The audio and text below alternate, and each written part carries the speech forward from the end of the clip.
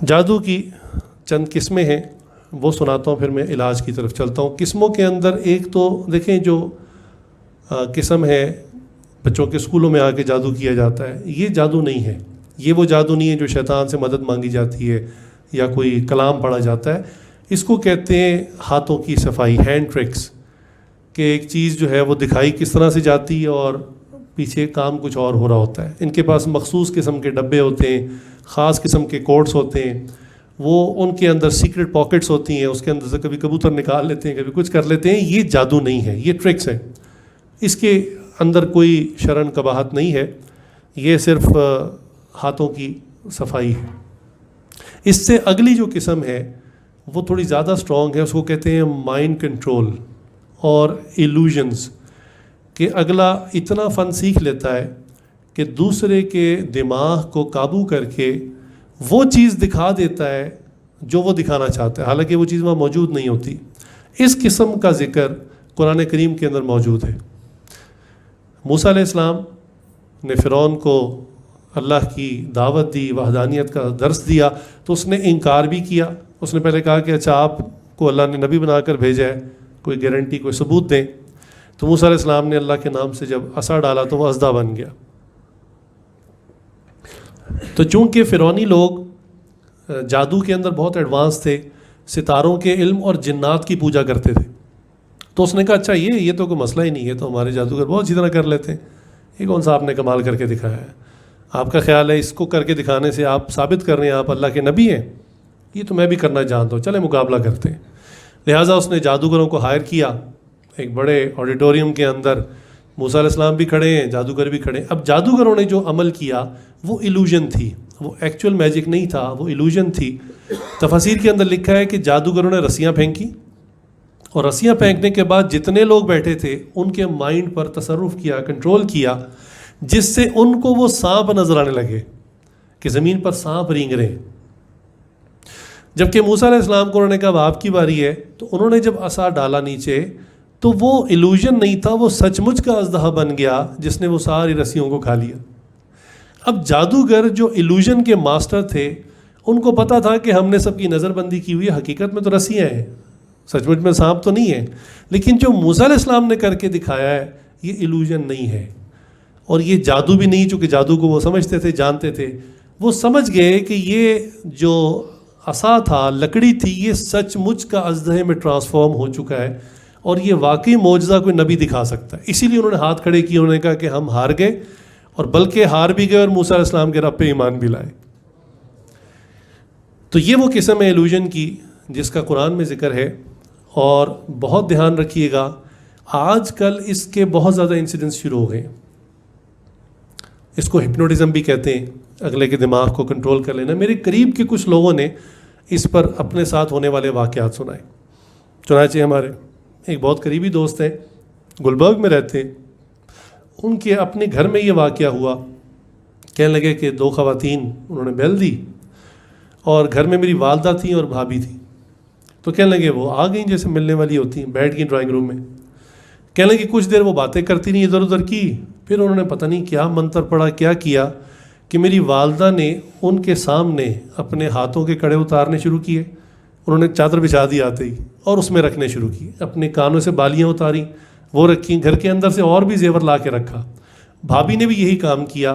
کہنے لگے ہم آنکھوں سے دیکھ رہی ہیں ان کو، لیکن جیسے ہم کسی ایسے ٹرانس میں تھی کہ ہم کچھ نہیں کر سکتے۔ انہوں نے ہمارے سامنے پوٹلی باندھی اور وہ گیٹ سے نکل گئیں۔ گیٹ سے جیسے نکلیں تو ہمیں ایک دم سے جھٹکا لگا جیسے ہم کسی چیز سے باہر آئیں، تو جب ہم نے باہر جا کے دیکھا تو وہ جا چکی تھی۔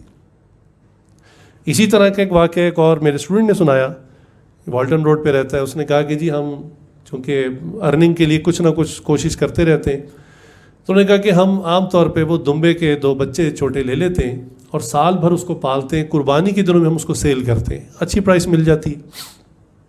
تو کہنے لگے قربانی کے دن تھے اور میں وہ ماشاءاللہ بڑے ہمارے دمبے پل چکے تھے، اچھی اس کی پرائس ہو چکی تھی، میں ان کو لے کر گلی سے ذرا نکلا تو ایک گاڑی آئی میرے پاس، اس میں کچھ لوگ بیٹھے ہوئے تھے، اور انہوں نے کہا بھائی بیچنا ہے؟ انہوں نے کہا بیچنا ہے۔ تو کہنے لگے بات چیت ہو گئی، ریٹ طے ہو گیا۔ تو کہنے لگے اس نے مجھے پیسے پکڑائے اور میں نے اس سے پیسے لیے اور گنے، تو جب میں گن رہا تھا اس نے کہا بھائی غلطی ہوگی، میں نے آپ کو زیادہ نوٹ دے دی، ذرا واپس دیجیے۔ کہنے لگے میں نے اس کو واپس دیا اور وہ مسلسل میری آنکھوں کی طرف دیکھ رہا ہے. کہنے لگے مجھے سمجھ ہی نہ آئی. کہتے ہیں اس کے بعد اس نے پتہ نہیں نوٹوں کو کیا کیا اور کہا اب گن لیں یہ پورے ہیں. کہنے لگے میں نے بغیر گنتی کیے یہ نوٹ اپنی جیب میں ڈالے اور خاموشی سے گھر آ گیا. کہنے لگے جیسے ہی میں گھر کے دروازے کے اندر آیا تو مجھے بھی ایک دم سے شوق لگا جیسے میں کسی چیز سے باہر آیا ہوں. فوراً جیب سے جب نکالا تو کہنے لگے 500 روپے کے 3 نوٹ تھے صرف. تو یہ واقعات بہت زیادہ ہونے لگ پڑے ہیں. یہ ہپنوٹزم ہے, ایلوژن ہے کہ انسان کے مائنڈ کو کنٹرول کرنا اور اسے وہ دکھانے کی کوشش کرنا یا وہ سمجھانے کی کوشش کرنا کہ جو وہ کرنے والا چاہ رہا ہوتا ہے وہ چیز حقیقت میں وہاں نہیں ہوتی. اس کے تاریخ کے اندر بھی بہت سارے واقعات ہیں.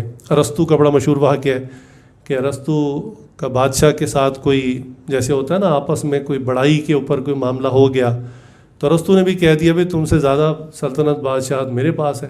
تو وقت کا بادشاہ بڑا حیران ہوا. اس نے کہا اچھا بظاہر تو آپ پہاڑوں میں غاروں میں, یہ غار میں رہتا تھا, تو بظاہر تو آپ بالکل فقیر کی طرح رہتے ہیں, گھر بھی اپنا نہیں ہے. انہوں نے کہا اچھا آپ کی آج مکمل پوری فوج کی آج دعوت ہے, پورے لشکر کی دعوت ہے.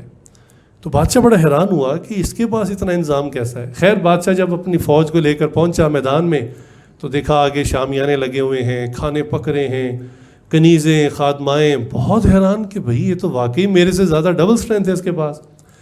واقعہ بہت لمبا ہے, قصہ مختصر کہ رات انہوں نے کھانا بھی کھایا, رقص بھی دیکھا, شرابیں پیں, سب کچھ ہوا.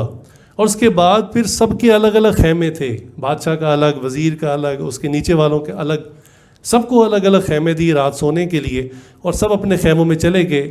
جب صبح بادشاہ کی آنکھ کھلی تو دیکھا وہ خود بھی اور سارے سپاہی سب کھلے میدان کے اوپر ویسی زمین پہ پڑے ہوئے, نہ کوئی تکیہ ہے, نہ کوئی ٹینٹ ہے, نہ کوئی کھانے, اور بھوک سے برا حال ہے, رات سے بھوکے تھے, کچھ کھایا نہیں تھا. تو یہ سب کیا تھا؟ یہ سب کا سب ایلوژن اور مائنڈ کنٹرول تھا. خیر میرا خیال ہے اتنی مثالیں اس کے لیے کافی ہیں. اب یہ ٹرکس اور ایلوژن اور مائنڈ کنٹرول یہ جادو کی ایکسٹریم فارمز نہیں ہیں, یہ وہ چیزیں نہیں ہیں جو کفر ہیں, بلکہ کفر صرف وہی جادو ہے جس میں شیطان سے استعانت لی جائے, جنات سے مدد لی جائے, یا خدا نخواستہ اللہ عافیت فرمائے ایسا کلام کوئی بندہ پڑھے کہ اللہ کو قرآن کے معنی بدل کر, جان کر, اور الٹ معنی میں پڑھنا شروع کر دے. اس سے چونکہ انسان کافر ہو جاتا ہے اور اس سے شیاطین خوش ہوتے ہیں, اللہ ناراض ہوتے ہیں, شیاطین خوش ہوتے ہیں.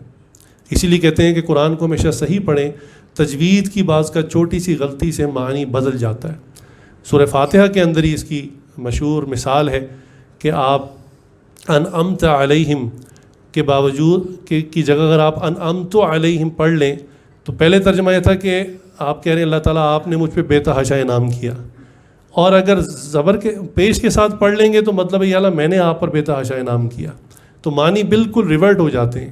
اس لیے قرآن کریم کو بہت احتیاط سے اور تجوید کے قوانین کے حساب سے پڑھنا چاہیے تاکہ معنی بدلے نہ. خیر یہ جادو کرنے والے تو جان کر یہ کفر کرنے کے لیے اس طرح کا الٹ معنی پڑھتے ہیں.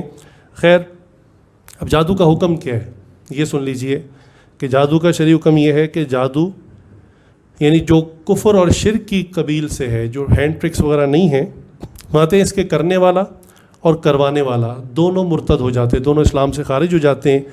شرعی عدالت میں اس کا حکم یہ ہے کہ ان کو 3 دن تک قید میں رکھا جائے اور ان کو کہا جائے کہ تم اس سے توبہ کرو کہ آئندہ تم یہ کام نہیں کرو گے.